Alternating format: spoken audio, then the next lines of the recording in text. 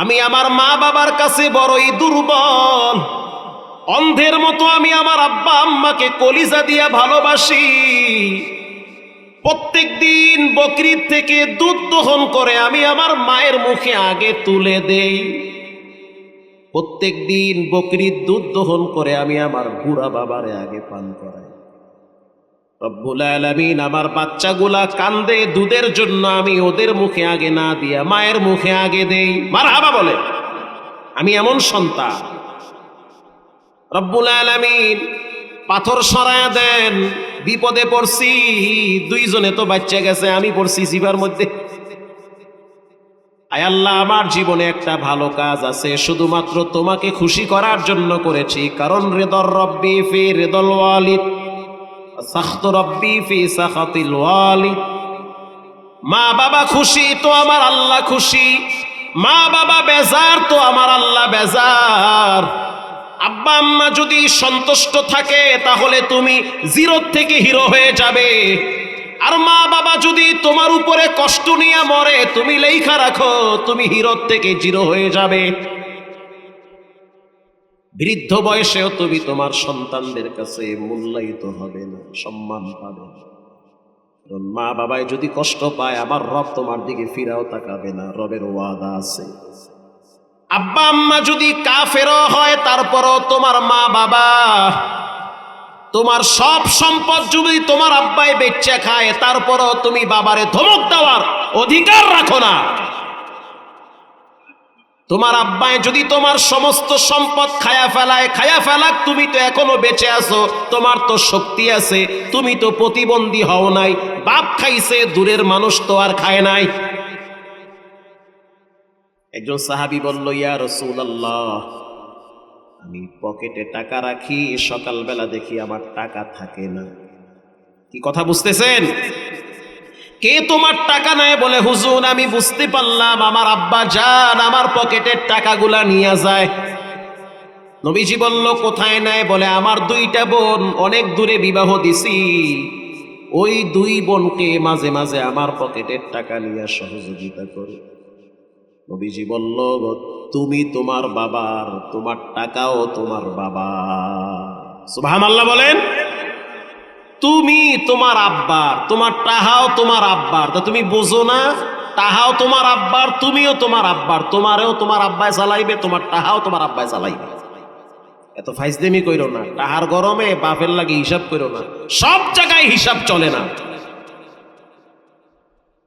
3 নম্বরের যুবক আল্লাহর দরবারে বলে, রব্বুল আলামিন আমি একদিন সন্ধ্যার টাইমে একটা গাছ কেনার জন্য নদী পার হয়ে অনেক দূরে গেছি। আপনাদের কি বিরক্ত হচ্ছে নাকি? নদী পার হয়ে অনেক দূরে চলে গেলাম, আইসা দেখলাম নৌকা নাই। কেমনে আমি নদী পার হয়ে পার আসবো? দীর্ঘক্ষণ অপেক্ষা করলাম, একটা নৌকা পাইলাম। নৌকা পার হয়ে এপার আসছি। আসার পর আমি আমার ঘরে গেছি। ঘরে যাওয়ার পর গিয়া দেখলাম আমার আব্বাও ঘুমায়, আমার মাও ঘুমায়, আমার বাচ্চাগুলাও ঘুমায় গেছে, বিবি সাবও ঘুমায়। আমি যখন আমার নিজের ঘরে ঢুকছি, তখন আমার স্ত্রী জাগনা হয়ে গেছে। আর আমার পায়ের আওয়াজ পাইয়া আমার বাচ্চা দুইটার ঘুম ভেঙে গিয়েছে। বাচ্চা দুইটা আমার কাছে আইসা জড়ায়া ধইরা বলতে আছে, আব্বা জান আজকে অনেক দূরে গেছেন, যার কারণে বকরির দুধ খাইতে পারি নাই, তাড়াতাড়ি গোয়াল ঘরে গিয়ে বকরির দুধ দহন করে আমাদের দুই ভাইকে পান করান। রব্বুল আলামিন আমি বকরির ঘরে গেছি, দুধ দহন করছি, কিন্তু আমি আমার বাচ্চাদের মুখে না দিয়া মায়ের রুমে নিয়ে গেছি। আমি যখন আমার মায়ের রুমে বকরির দুধ নিয়ে গেলাম, তখন আমার বাচ্চা দুইটা আমার পা দুইটা জড়ায় ধরছে আর চিৎকার মাইরা বলছে, আব্বা জান আগে আমাদেরকে দুধ পান করান। তখন বাপ ডাইকা বলে, তোমরা তো আমারে আব্বা ডাকো, আমিও তো একজন রে আব্বা ডাকি। আমি আমার আব্বারে তোমাদের চেয়েও বেশি ভালোবাসি, আমি আমার মাকে তোমাদের চেয়েও বেশি মহব্বত করি। রব্বুল আলামিন আমি আমার বাচ্চাদের মুখে দুধ না দিয়ে সর্বপ্রথম আমি আমার মায়ের মুখে দুধ দিয়েছি। ওই দৃশ্যটা যদি তোমার কাছে পছন্দ হয় তাহলে তুমি পাথর সরায়া দাও। নবীজি বলেন, বলার সাথে সাথে পাথরটা পুরাপুরি দূরে সরে গিয়েছে। আরো জোরে বলেন, পাথর আছে না গেছে? हर गोरीदे देने तू तैयार है, जो न मांगे उससे तू बेजारो है। আল্লাহর কাছে চাইলে আল্লাহ খুশি হয়, না চাইলে বেজার হয়। মানুষের কাছে বারবার চাইলে মানুষ বেজার হয়, মানুষের কাছে না চাইলে মানুষ খুশি হয়। আল্লাহ বলেন, কুল্লু নাফসিন বিমা কাসাবাত রহিন। বান্দা যদি ভালো কাজ করো এটার ফলাফল তুমি বিপদের টাইমে পেয়ে যাবে, আর যদি খারাপ কাজ করো মনে রাখবে গোপনেও তোমার শাস্তি রবের পক্ষ থেকে হয়ে যাবে। কোন যুবক যদি কোন যুবতী নারীর ওন্না ধইরা টান দিয়া মনে করে যে আমি বাচ্চা গেছি, কেউ দেখে নাই, লেখা রাখো 30 বছর পর হলেও এটার শাস্তি তোমার পাওয়া লাগবে। কোন যুবক যদি মনে করে নীরবে চুপচাপ আমি অপরাধ করে বেঁচে গেলাম, কসম খোদার যদি সে তওবা না করে বাঁচে নাই, বরং ধরা খেয়ে গেছে। কারণ রব্বুল আলামিন বলেন, আলাম ইয়ালাম বিআন্নাল্লাহা ইয়ারা। যেটা পৃথিবীর কেউ দেখে না সেটা একজন দেখেন। জোরে বলেন, তিনি হলেন কে? কিয়ামতের ময়দান একদিন কায়েম হয়ে যাবে। বিচারের ময়দানে আল্লাহ রাব্বুল আলামিন সূর্যটাকে মাথার নিকটে নিয়ে আসবে। যেই জমিনে বসা আছেন এই জমিনটা হবে তামার। তামার জমিনে প্রত্যেকটা মানুষকে 50,000 বছর দাঁড়ায় থাকা লাগবে। আমি বলি নাই, রব্বুল আলামিন বলেছেন, কানা মিকদারুহু 50 আলফ সানাতিন মিম্মা তাউদ্দুন। 50,000 বছর দাঁড়ায় থাকা লাগবে। কেমনে দাঁড়ায় থাকবেন? কিভাবে সম্ভব? পরিস্থিতির শিকার হইলে অবশ্যই সম্ভব। আজকে দেখলাম 12টার সময় যখন আসাদ গেট পার হয়ে যাইতেছি, লম্বা সিরিয়াল তেলের জন্য রোদের তাপে সুন্দর মানুষগুলা কালা হয়ে গেছে। প্রচন্ড রোদের তাপে সুন্দর চেহারা কালো হয়ে গেছে। সাদা শার্ট দেখি ঘাম বায়া বায়া পড়ে, তারপরও সিরিয়ালে দাঁড়ায় আছে। জ্যামের ভিতরে বললাম, ভাই কত সময়? বলে, হুজুর 3 ঘন্টা পর্যন্ত দাঁড়ায় আছি, তারপরও তেল পাইতেছি। আমি বললাম, সামনে কত দূর? করে আরো হয়তো 1.5-2 ঘন্টা সময় লাগবে। তাহলে চিন্তা করেন, এত বড় সার মানুষ, সুন্দর চেহারা, পরিস্থিতির শিকার, তেল নেওয়ার জন্য 4-5 ঘন্টা দাঁড়ায় থাকা লাগে সূর্যের তাপের নিচে। ঠিক কিনা বলেন? আল্লাহ রাব্বুল আলামিন কিয়ামতের ময়দানে প্রত্যেকটা মানুষকে 50,000 বছর দাঁড় করায় রাখবে। মজার সংবাদ হলো, যারা প্রতিদিন ফজরের নামাজ পড়তো, যারা ইশারের নামাজ পড়া ঘুমাইতো, তাদের জন্য সুসংবাদ। আল্লাহর নবী বলেন, সেই 50,000 বছরের সময়টা মুমিন বান্দার কাছে আসরের সময়ের মতো মনে হবে। আরো জোরে পিকআপ বাড়ায় দেন, সুবহানাল্লাহ। আসরের সময়, আসর থেকে মাগরিব, এই সময়টা কত? মোটামুটি 10 ঘন্টা। কত? 5 ঘন্টা না 1 ঘন্টা? তো 50,000 বছরের সময়টা এটা নামাজিওয়ালা বান্দার কাছে আসরের সময়ের মতো মনে হবে। এরপরে রব্বুল আলামিন হুমকার দিয়ে বলবেন, ওয়ামতাজুল ইয়াউমা আইয়ুহাল মুজরিমুন। আমার নেককার বান্দা যারা, তারা বদকার থেকে আলাদা হয়ে যাও। অথবা বদকার যারা, হারামখোর, সুদখোর, বেনামাজি, আল্লাহর দুশমন যারা, তারা পৃথক হয়ে যাও।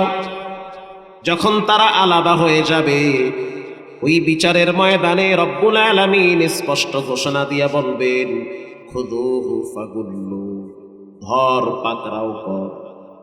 রব্বুল আলামিন বলবেন, সুম্মা ফি সিলসিলাতিন যারউহা 70 যিরাআন ফাসলুকু। 70 হাত শিকল নিয়া নাফরমানদের পায়ে ভালো করে বাঁধো। নাফরমানদের পায়ে 70 হাত শিকল দিয়া বাইধা জাহান্নামে ফালানো হবে। জাহান্নামীরা জাহান্নামে যখন যাবে, জান্নাতীরা জান্নাতে যখন যাবে, জান্নাতীরা চিৎকার মেরে বলবে, কি ব্যাপার, তোমরা কেন জাহান্নামে আসছো? জাহান্নামীরা বলবে, পানির পিপাসা লাগছে, পানি দাও।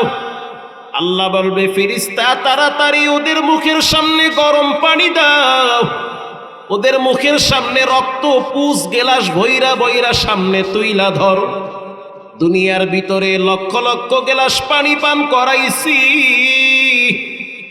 দাঁড়ায় দাঁড়ায় পানি খাইছে, বাম হাতে পানি খাইছে, শুকর আদায় করে নাই, নাফরমানি করছে। অথচ নামাজটাও পড়ে নাই, নামাজের টাইমে মোবাইল টিপতে টিপতে বাড়িতে গেছে, পশ্চিম দিকে ফিরাও তাকায় নাই।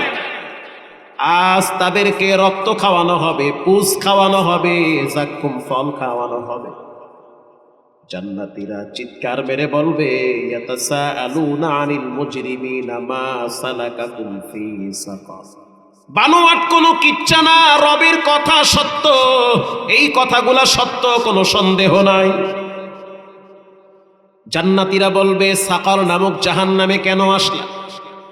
ও বাড়িওয়ালা, তোমার দারোয়ান তো জান্নাতে গেছে, তুমি কেন নামাজ বাদ দিয়া জাহান্নামে গেলা?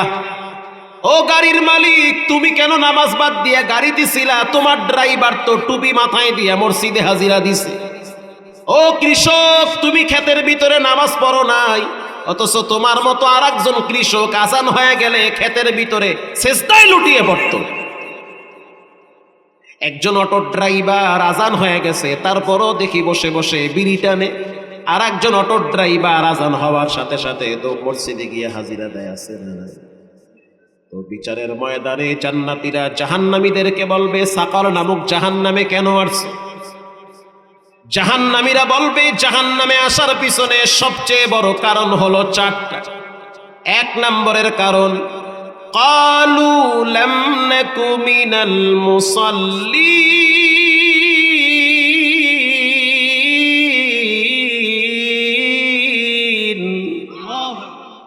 জাহান্নামে আসার পিছনে সবচেয়ে বড় কারণ হলো নামাজ না পড়া। যেই পরিমাণ মানুষ ওয়াজে বসে আছে ফজরের টাইমে, এর অর্ধেকও মসজিদে পাওয়া যাবে না। অথচ 100 মাহফিল এক পাল্লায় করলে ফজরের 2 রাকাত সুন্নতের সমান হবে।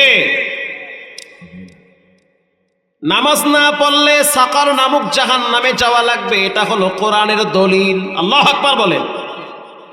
2 নম্বরের কারণ হলো, ওয়ালাম নাকু নুতইমুল মিসকিন। এতিম মিসকিনদেরকে খাওয়াইতো না, যারা খাওয়াইতো তাদেরকে উৎসাহিত করে না, বরং বাধা দেয়। কিছু মানুষ আছে মসজিদেও দান করে না, মাদ্রাসায়ও দান করে না, দোকানে বসে বসে বারবার শুধু হিসাব চায়। এরা আমগো কুয়াকাটায় আছে, নামাজও পড়বে না, মসজিদে 1 টাকাও দেবে না, মাদ্রাসায়ও দেবে না, খালি বারবার হিসাব চায়। কি ভাই, আছে না নাই? জাহান্নামে যাওয়ার পিছনে 2 নম্বরের কারণ, ওয়ালাম নাকু নুতইমুল মিসকিন। অসহায় দুস্থ গরিব মানুষকে খাবার খাওয়াইতো না। আমি এবছর রমজানে দেখলাম, প্রায় 31 দিন মক্কা মদিনায় ছিলাম, ইফতারির টাইমেও দেখেছি হাত নাই, অথচ শুধু একটা হাত, এক হাত দিয়া দেখলাম খেজুর বিতরণ করে। আমি ওরে বললাম, তোমার বাড়ি কোথায়? বলে, আমার বাড়ি হলো ইয়ামেনে। তো তুমি যে খেজুর বিতরণ করো, তোমার তো একটা হাত নাই। বলে, আমি তো মিসকিন, আমার সামর্থ্য আছে আধা কেজি খেজুর মানুষকে ইফতারি করানো। এজন্য আমি ইফতারি মানুষকে করানোর জন্য 1টা 2টা করে খেজুর দিতেছি, কারণ আমি চাই আমার দ্বারা যেন 2-4টা রোজাদার মানুষ ইফতারি পায়। ছোট্ট একটা বাচ্চা যার হাত নাই, সেও দেখতেছি মানুষকে খাওয়ানোর জন্য ব্যস্ত হয়ে যায়। ইফতারির টাইমে নয়, শুধু তারাবির পরেও দেখি ছোট ছোট বাচ্চারা রাস্তায় হাঁটে আর চকলেট দেয়, মানুষের খাওয়ায়। শুধু তাই না, যারা মক্কা মদিনা ঝাড়ু দেয় তাদেরকেও দেখছি সামর্থ্য আছে 10টা পানি মানুষকে দেওয়া। রাস্তায় দাঁড়ায় থাকে, মানুষ হাইটা যায়, তারে একটা পানি হাদিয়া দেয়, ভাই পানি খান। আমি বললাম, এটা দিয়ে কতটুকু লাভবান হন? সে উত্তর দেয়, আমি এদিক দিয়ে দেই, আমার রব আর এক দিক থেকে আমারে পকেট ভইরা দেয়। সারাদিন বেচা কিনা হয়। মক্কা টাওয়ারের নিচে দেখবেন সারাদিন দোকানদারেরা বেচা কিনা করে। আর তারাবির পর বড় বড় সেই মালিকেরা বিশাল বড় কাঠন নিয়ে বসে, দুই হাতে হাজী সাহেবদেরকে মেহমানদারি করায়। মালিক বলে সারাদিন বেচা কিনা করে যতটুকু লাভ হয়েছে রমজান মাসে পুরা লাভ আমি হাজী সাহেবদের মেহমানদের পিছনে ব্যয় করলাম। ঠগে না, বরং আল্লাহর এক জায়গা থেকে সম্পদ বাড়ায় দেয়। যারা মানুষকে খাবার খাওয়ায় তারা কখনোই না খাইয়া মরে না। আল্লাহর ওয়াদা আছে, যারা মানুষদেরকে খাবার খাওয়ায়, যারা অসহায় এতিম দুস্থ গরিব মানুষকে খাবার খাওয়ায়, আরশের মালিক তাদের উপরে রহমতের ছায়া ঢেলে দেয়। জাহান্নামে যাওয়ার পিছনে 2 নম্বরের কারণ হলো এতিম মিসকিনদেরকে খাবার খাওয়াইতাম না। আমি আপনাদেরকে একটা হাদিস থেকে ছোট্ট মজার ঘটনা শোনাই। কি কষ্ট হচ্ছে নাকি? প্রিয় ভাইরা আমার, একজন সাহাবী নবীর দরবারে গিয়া বলতেছে, হুজুর আমার বয়স মাত্র 26 বছর। বলেন কত বছর? আমি তরুণ নওজোয়ান যুবক মানুষ। আমার আব্বা জান জিহাদের ময়দানে শহীদ হয়ে গেছে। আমার ঘরে 2-3টা বোন আছে, 3টা বোন আছে বিবাহের উপযুক্ত। আমি বড় ভাই, এতদিন বুঝি নাই সংসার চালাইতে কেমন লাগে। আব্বা জান যতদিন ছিল সংসারের দায় দায়িত্ব বাবায় বহন করছে। বাবায় কবরে যাওয়ার পর আমি বুঝলাম সংসার চালানোটা কত বড় কঠিন কাজ। আমি বড় ভাই, আমার উপরে ভাই বোনদের দায়িত্ব চলে আসছে। ওগো আল্লাহর হাবিব, আমার মা পর্দা করে, আমার বোন পর্দা করে। আমি চাই আমার আব্বার যেই বাড়িটা আছে পুরা বাড়িটা বাউন্ডারি করতে পর্দার জন্য। মারহাবা বলে, বাউন্ডারি করব, বাহিরের মানুষ যেন আমার মা বোনকে দেখতে না পারে। বলেন এটা কি ভালো না খারাপ? খুবই ভালো। ওগো আল্লাহর হাবিব, আমি কেমনে বাউন্ডারি করব? বাউন্ডারির মাঝখানে দেখি একটা বিশাল বড় খেজুর গাছ। এই খেজুর গাছের মালিক, তাকে আমি বললাম তোমার খেজুর গাছের মূল্য আমি পরিশোধ করব, তুমি গাছটা কাইটা নিয়ে যাও। কিন্তু সে বড় শক্ত মানুষ, গাছ কেটে নিবে না। নবী আপনি যদি একটু বলেন হয়তো সে গাছটা কাইটা নিবে, বাউন্ডারি করার জন্য আমার একটা সুন্দর ব্যবস্থা হয়ে যাবে। আল্লাহর নবী বলল সেই ব্যক্তির নাম কি? সাহাবী বলল সেই ব্যক্তির নাম হলো আবু লুবাবা। মারহাবা বলেন। আবু লুবাবা একটু শক্ত মানুষ, সবাই তো আর নরম থাকে না, কিছু আছে না জিভা পাটি, ছাড়তেই চায় না। আল্লাহর হাবিব আবু লুবাবাকে ডেকে বলল, লুবাবা শুনে নাও, এই যে খেজুর গাছ, এটা যদি তুমি এতিমকে দান করে দাও, বাউন্ডারি করার জন্য যদি রাস্তাটা ক্লিয়ার করে দাও, তাহলে রব্বুল আলামিন তোমার জন্য জান্নাতে একটা খেজুর গাছের বাগান তৈরি করে দিবে। সুবহানাল্লাহ, ঠান্ডা হয়ে গেছে গা। আরো জোরে বলেন। ও ঘুমে চাপ দিছে বুঝছি, ভয় নাই, ছেড়ে দেবো ইনশাআল্লাহ। ওগো আল্লাহর হাবিব, জান্নাতে খেজুর গাছ পাবো আলহামদুলিল্লাহ, ভাল লাগছে, কিন্তু আমি এই খেজুর গাছ ছাড়বো না। ওরে আল্লাহ কয়, জান্নাতে খেজুর গাছের বাগান পাবো আলহামদুলিল্লাহ, কিন্তু এইটা ছাড়াছাড়ি নাই। আল্লাহর হাবিব কিছুই বললেন না, কারণ খেজুর গাছের মালিক তিনি, চাপাচাপি করা যাবে? তার গাছ, সে দিবে না, কি করার আছে? আল্লাহর হাবিব ঘোষণা দিয়া দিল যে খেজুর গাছটা ক্রয় করে এতিমের মুখে হাসি ফুটাইতে পারবে, আমি তার ব্যাপারে জিম্মাদার হইলাম, তার জন্য জান্নাতে বিশাল বড় একটা খেজুর গাছের বাগান তৈরি করে দেওয়া হবে। হযরত বেলাল রাদিয়াল্লাহু তাআলা আনহু চিৎকার মেরে বলল, ইয়া রাসূলুল্লাহ, আমার যদি সামর্থ্য থাকতো তাহলে আমি খেজুর গাছটা কিনা এতিমের মুখে হাসি ফুটাইতাম, কিন্তু আমি গরিব মানুষ, আমার নুন আনতে পান্তা ফুরায়। নবীর সাহাবী হযরত তালহা রাদিয়াল্লাহু তাআলা আনহু বলল, হুজুর আপনি তো জানেন আমার একটা লঙ্গি পইরা আমি মাস কাটায় দিই, আমি গরিব মানুষ, মানুষের বাড়ি কাজ কইরা খাই, আমার সামর্থ্য নেই। নবীজি বলল, যার যার মতো ঘরে চলে যাও, সিদ্ধান্ত দেওয়ার মালিক একজন, তিনি হলেন কে? হযরত বেলাল রাদিয়াল্লাহু তাআলা আনহু আর তালহা রাদিয়াল্লাহু তাআলা আনহু দুইজনই গরিব মানুষ। যে যেমন তার লেভেল তেমন থাকে না, দুইজনই গরিব মানুষ, একসাথে চলে, সুখ দুঃখের গল্প করে। মদিনার ওই উহুদ পাহাড়ের একটা চত্বর আছে, ওই জায়গায় দাঁড়ায় রয়েছে দুইজনে। ইন দি মিন টাইমে আওয়াজ পাইতে আছে যে ঘোড়ার পায়ের আওয়াজ। হযরত বেলাল একটু ভয় পায় গেল, মনে করলো দুশমন বাহিনী বুঝি মদিনায় ঢুকবে। পিছনে তাকায় দেখলো কোনো দুশমন না, আল্লাহর নবীর সম্পদশালী একজন সাহাবী দাহদা রাদিয়াল্লাহু তাআলা আনহু ঘোড়ার পিঠে চড়ে মদিনায় ঢুকতেছে। আল্লাহু আকবার বলে। ব্যবসায়ী মানুষ, অনেক টাকার মালিক দাহদা রাদিয়াল্লাহু। মদিনায় ঢোকার সময় তাকায় দেখলো হযরত বেলাল আর তালহা দুইজনে দাঁড়ায় রয়েছে। ভাই কেন দাঁড়িয়ে আছেন? বলে আমরা গরিব, আমাদের সামর্থ্য নাই। নবীজির মুখে শুনছি কেউ যদি এতিমের মুখে হাসি ফুটায় দেয় তার জন্য জান্নাতে একটা বাগান রিজার্ভ আছে। সাহাবীরা তো ওই বাগানের ঘেরান দুনিয়ায় পাইছে। দাহদা রাদিয়াল্লাহু তাআলা আনহু বলল, একটা খেজুর গাছ, সেই খেজুর গাছের মালিকের নাম কি? লুবাবা। বাড়ি কোথায়? বলে মদিনার থেকে একটু দূরে। বাড়িটা দেখায় দাও, আমি তার সাথে গিয়ে কথা বলি, দেখি কিছু করা যায় কিনা। মারহাবা বলে। গভীর রাত চলে গেল। লুবাবা বাড়ির সামনে দাঁড়ায় সালাম দিল, দরওয়াজায় নক করলো, ভিতরে কে? বলে আনা লুবাবা। তুমি কে? বলে আমি দাহদা। কেন আসলা? বলে আমি আসছি তোমার সাথে কথা বলতে। কোন দাহদা? বলে তুমি কি চিনো না, মদিনার ভিতরে আমার বিশাল বড় দুইটা বাগান বাড়ি আছে। একটা বাগান বাড়ির ভিতরে মিষ্টি পানির কূপ আছে, সেই বাগানের ভিতরে অনেকগুলা খেজুর গাছ আছে। ওই বাগানের মালিক আমি দাহদা। এটা বলার সাথে সাথে লুবাবা ধনী মানুষ, তো দাহদা ধনী মানুষ না? ধনী মানুষের একটা মূল্য আছে না নাই? তাড়াতাড়ি ঘর দরজা খুলে বাইরে, আরে ভাই আপনি ধনী মানুষ, আরে হাতির পাড়া গরিবের বাড়ি, তেল মারতে আছে আর কি।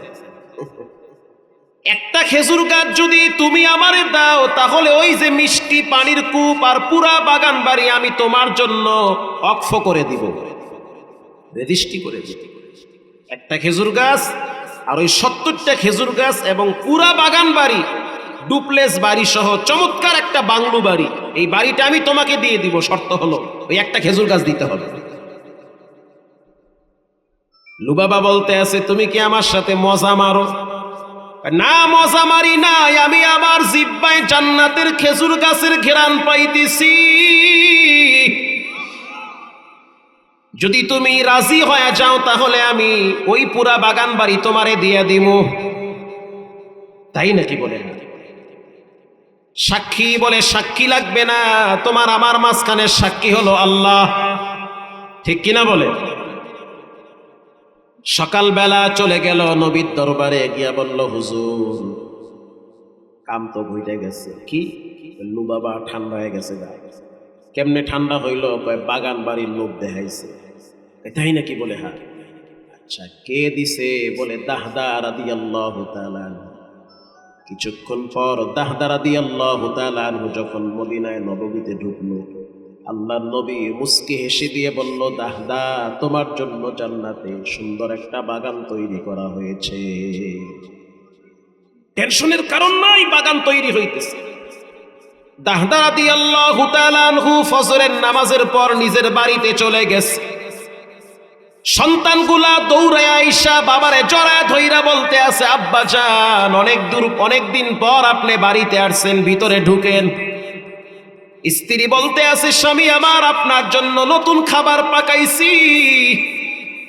দাহদা রাদিয়াল্লাহু তাআলা আনহু বলতে আছে, ও বিবি আমার, ভিতরে আমি ঢুকতে চাই না, পুরা বাগান বাড়ি আমি আল্লাহ।